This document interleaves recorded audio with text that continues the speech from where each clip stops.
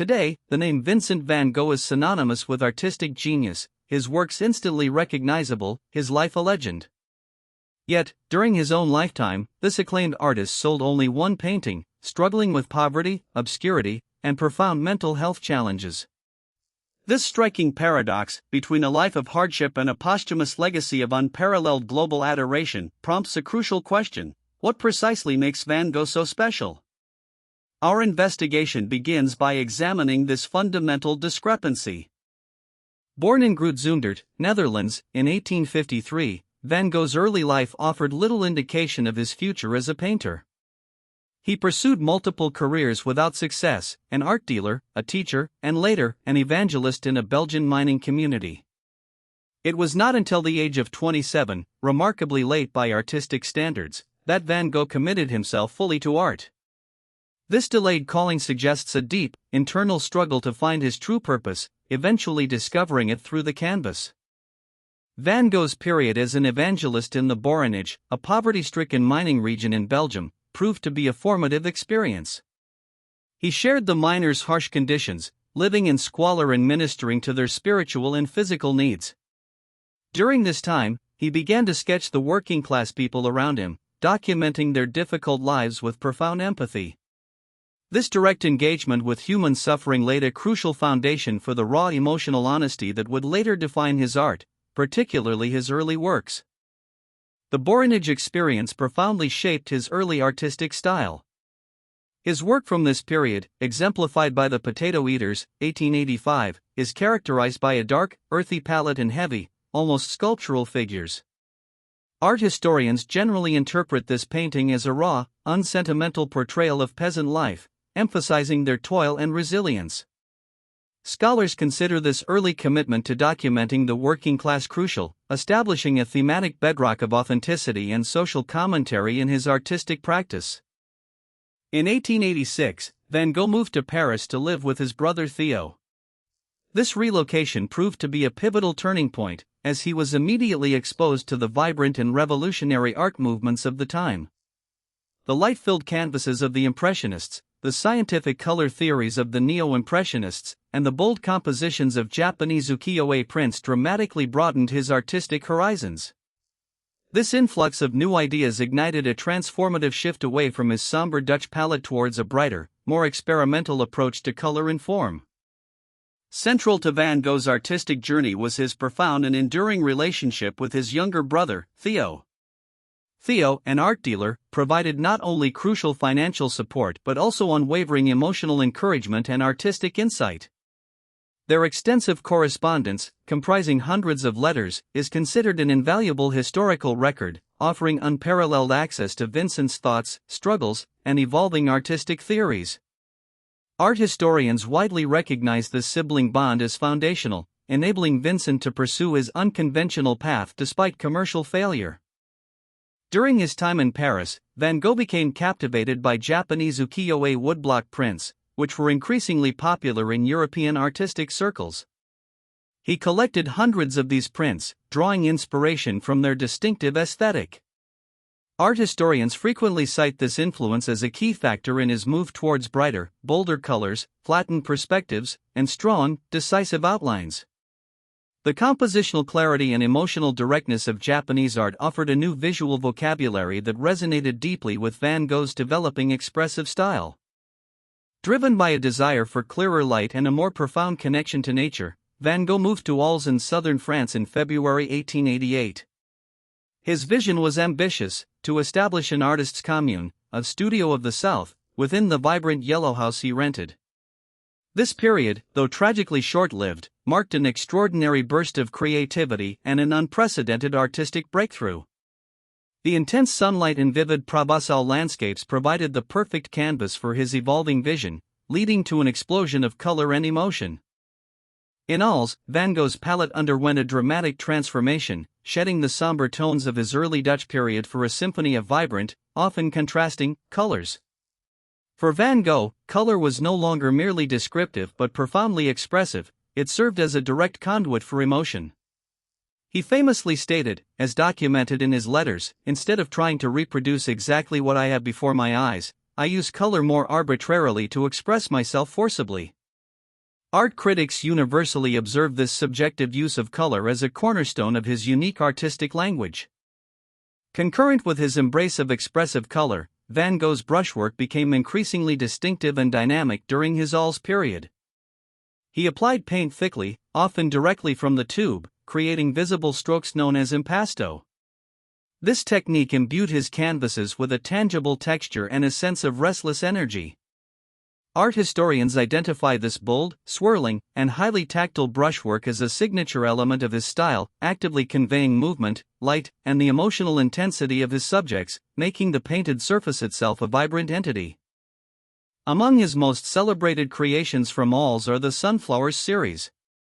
These paintings, executed with fervent energy, demonstrate Van Gogh's extraordinary ability to elevate everyday subjects into profound statements of beauty and emotion. He created multiple versions, depicting sunflowers in various stages of bloom, as a symbol of gratitude and optimism for the arrival of Paul Gauguin to the Yellow House. These iconic works, widely recognized today, embody his unique ability to imbue the ordinary with extraordinary vitality and symbolic meaning. Despite the extraordinary artistic output, Van Gogh's mental health began a tragic and irreversible decline during his time in Als. Episodes of severe anxiety, depression, and hallucinations became more frequent and intense, profoundly impacting his life and relationships. While no definitive diagnosis was made during his lifetime, posthumous medical theories frequently suggest conditions such as bipolar disorder, temporal lobe epilepsy, or even absinthe poisoning. This struggle added a layer of profound vulnerability and intensity to his creative expression, as many scholars argue his art became a direct outlet for his internal turmoil. Van Gogh's fervent wish to establish an artists' commune in Als briefly materialized with the arrival of fellow artist Paul Gauguin in October 1888. Initially, their collaboration was productive, inspiring both artists to new heights. However, their personalities and artistic philosophies quickly clashed, leading to intense arguments and growing tension within the Yellow House. This volatile relationship ultimately proved unsustainable, culminating in a dramatic event that would forever alter Van Gogh's life and legacy, illustrating the fragility of his communal artistic dream. In a moment of severe psychological crisis, following a heated argument with Gauguin in December 1888, Van Gogh infamously mutilated his own ear. This act, documented by contemporary accounts and his subsequent self-portraits, is widely interpreted by scholars as a dramatic symptom of his profound psychological distress and the devastating collapse of his dream for the Als commune. It marked a tragic turning point, intensifying public awareness of his mental fragility and leading to his first voluntary hospitalization, forever intertwining his art with his personal suffering. Throughout his intense and tumultuous career, Van Gogh produced an extraordinary number of self-portraits, particularly during periods of profound psychological distress. These works serve as an unflinching visual diary, offering unparalleled insight into his evolving physical appearance and, more significantly, his fluctuating emotional and mental states. Art historians analyze these portraits as powerful testaments to his self-awareness and his investigative approach to his own being, revealing a man constantly grappling with identity, suffering, and the very act of artistic creation. They are a window into his soul. In May 1889, in search of stability and care, Van Gogh voluntarily admitted himself to the asylum of St. Paul de Mausole in St. Remy de Provence. Remarkably, despite suffering from recurrent mental crises, this period within the asylum walls proved to be one of his most artistically prolific.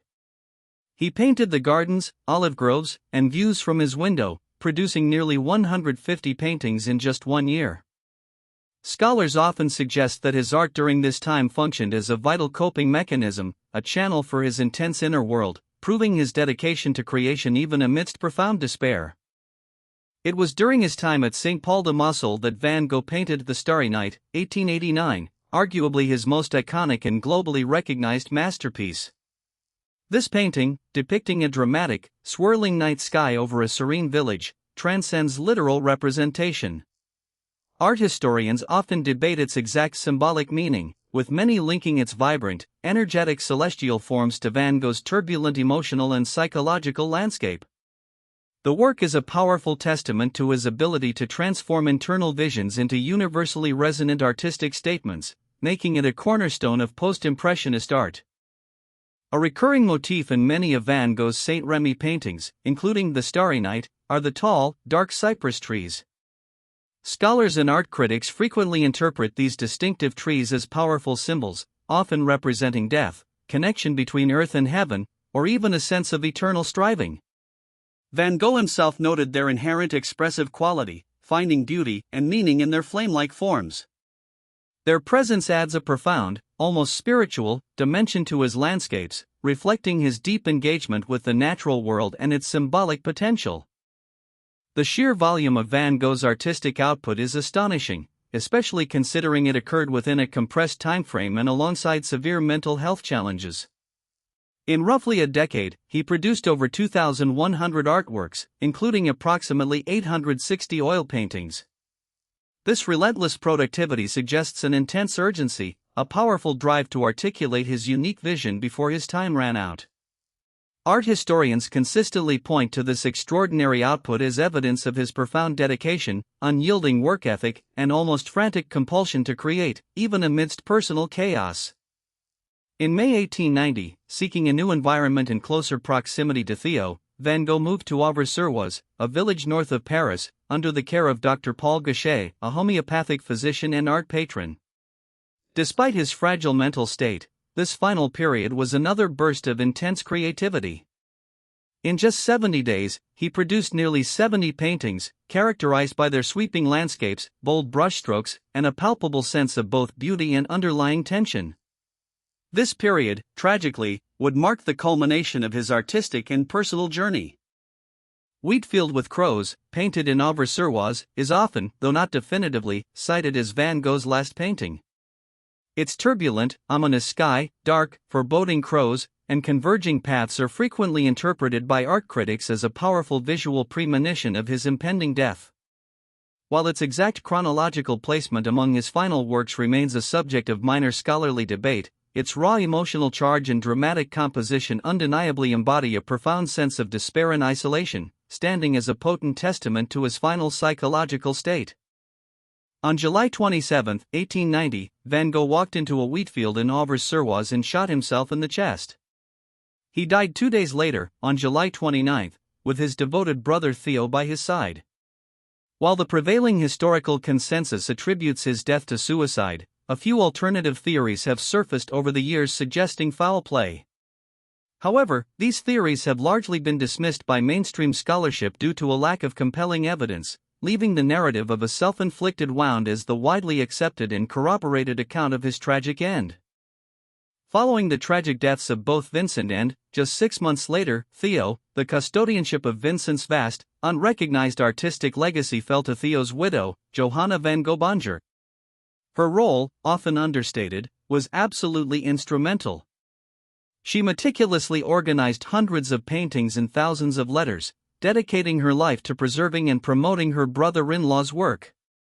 Art historians universally credit Johanna's tireless efforts as the primary catalyst for bringing Van Gogh's genius to public and critical attention in the decades after his passing.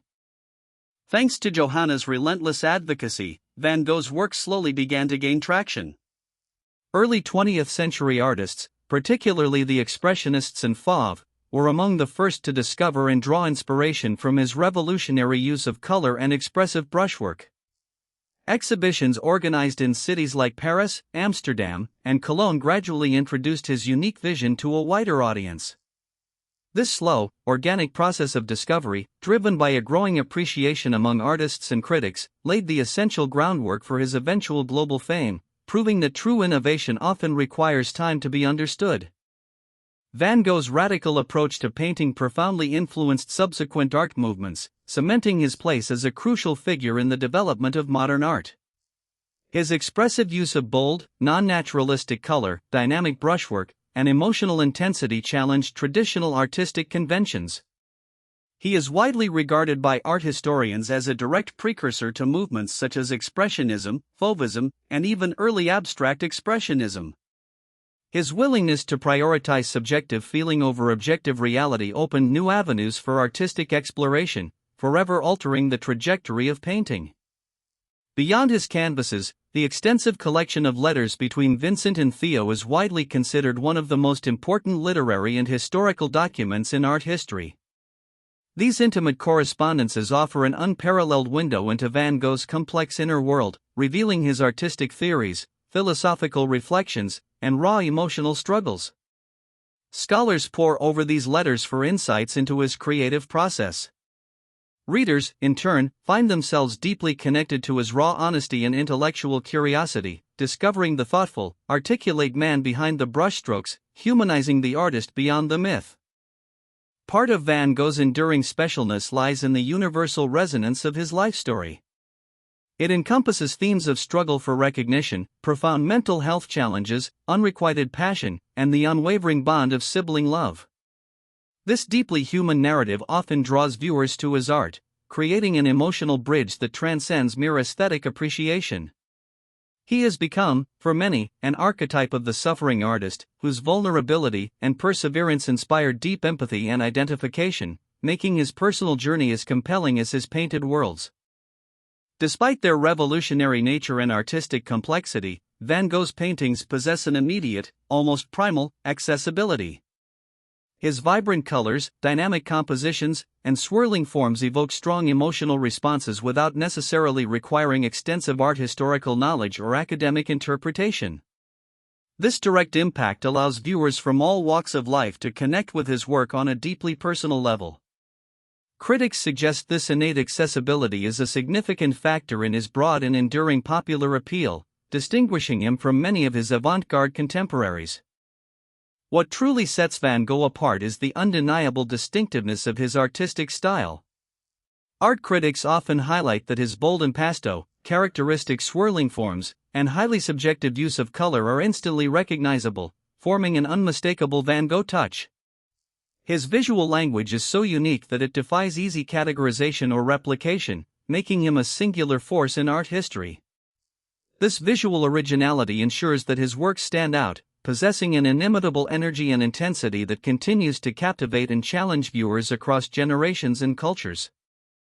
Over time, a powerful and pervasive myth has grown around Van Gogh, that of the mad genius or tortured soul. While rooted in the tragic aspects of his life and mental health struggles, this popular narrative, art historians observe, often risks overshadowing a more nuanced understanding of the artist. His letters, in particular, reveal a highly intelligent, articulate, and often methodical artist with a deep understanding of color theory and art history. Investigating his full body of work and writings helps to balance the compelling myth with the complex, dedicated man he truly was. Today, Van Gogh transcends the realm of mere art history, he is a global cultural icon. His images adorn countless products, his name is synonymous with artistic genius, and his exhibitions worldwide consistently draw millions of visitors, often breaking attendance records. This widespread popular appeal indicates a phenomenon that extends far beyond traditional art appreciation, cementing his status in the broader fabric of popular culture. His works have become universal symbols of beauty, struggle, and the enduring power of creative expression, reaching audiences far beyond the gallery walls. The immense cultural value of Van Gogh's work is strikingly mirrored in its financial worth. His paintings consistently command record-breaking prices at auction, reflecting their status as among the most sought-after and expensive artworks in the world. While market value does not solely define artistic merit, this financial metric undeniably underscores his perceived importance within the global art market and among collectors. It represents a profound and ironic shift from his lifetime struggles, where his art was largely unsellable, to a posthumous legacy of immense economic power. Perhaps the most profound aspect of Van Gogh's specialness is his enduring ability to evoke deep empathy in viewers. Through his art, and the personal narratives contained in his letters, one feels a direct connection to the artist's soul, sharing in his moments of joy, despair, and fervent observation of the world. This emotional resonance is a rare and powerful achievement, allowing audiences to feel seen and understood through the raw honesty of his expression. His works transcend mere visual beauty to communicate a profound sense of shared human experience. Van Gogh's legacy is a rich tapestry woven with threads of both profound struggle and unparalleled artistic triumph, of darkness and dazzling light. His life, marked by hardship and mental anguish, is inextricably linked to the vibrant, life-affirming art he created. He taught us to perceive the world not just as it appears, but as it feels, filtering reality through the intense lens of subjective human experience. His art remains a powerful testament to the transformative power of personal vision, resonating with a universal quest for beauty and meaning, even amidst turmoil. Even today, over a century after his death, scholarship continues to uncover new details about Van Gogh's life, his possible medical conditions, and his artistic intentions. Historians and scientists utilize new technologies to re-examine his canvases, revealing layers of his creative process. The investigative journey into why Van Gogh is so special remains, in many ways, an ongoing one. Each generation finds new meaning, new connections, and new insights into his work, ensuring his art and story continue to evolve and captivate. Ultimately, the most compelling evidence for Van Gogh's specialness lies in the enduring power and persistence of his canvases themselves. They continue to challenge, inspire, and deeply move audiences across diverse cultures and centuries. Whether viewed in a bustling museum or reproduced on a screen, his works possess an inherent vitality that transcends time and context. His unique visual language, born from a life of intense observation and profound emotion, ensures that his art will continue to resonate, proving that some artistic voices echo across eternity.